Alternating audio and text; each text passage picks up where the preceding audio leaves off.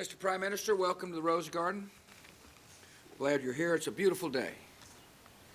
Been a pleasure to welcome a good friend to the Oval Office, and I believe that the actions we've taken are making us stronger.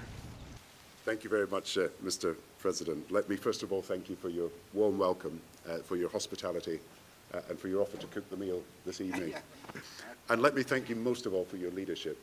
The world owes President George Bush a huge debt of gratitude for leading the world in our determination to root out terrorism and to ensure that there is no safe haven for terrorism and no hiding place for terrorists. We're going to work together along with other nations to make it abundantly clear to the Iranian regime that they must not have the capability of developing a nuclear weapon. They claimed that they've got a civilian program in place. This is only for civilian purposes. If that's the case, why do they have a secret program? Honor the agreements they've signed up to. They have proven themselves to be untrustworthy. And, to say that, well, okay, it's okay to let them learn to enrich and assume that that program, that knowledge couldn't be transferred to a program, a military program, is, in my judgment, naive. So in the next few weeks, we want to extend the measures on sanctions to include investment in liquefied natural gas. I believe that sends another signal to the regime that what is happening is unacceptable. Mozambique and Zambia, as well as our continued effort to confront disease. You can't have elections unless you're willing to put the results out.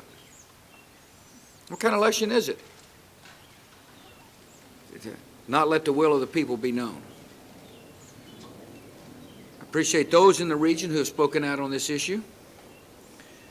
I appreciate the fact that some in the region have spoken out against violence. More leaders in the region need to speak out. And the United Nations and the AU must play an active role in resolving the situation in Zimbabwe.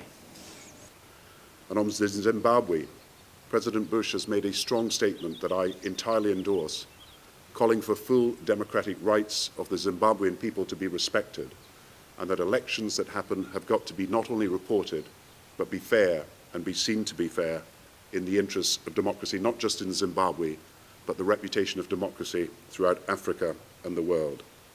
We'll work with Congress on pieces of legislation that will actually help people. And then, of course, we spent time on our economy. That would be two economies. We first spent some time on the global financial markets, and then we spent time talking about what each of us are doing in our respective countries to deal with our financial circumstances. You guys want to sit out here for the afternoon? Or? Thank you, Mr. Prime Minister. Thank you very much. Thank you. Thank you. Thank you. Nice to see you, boys.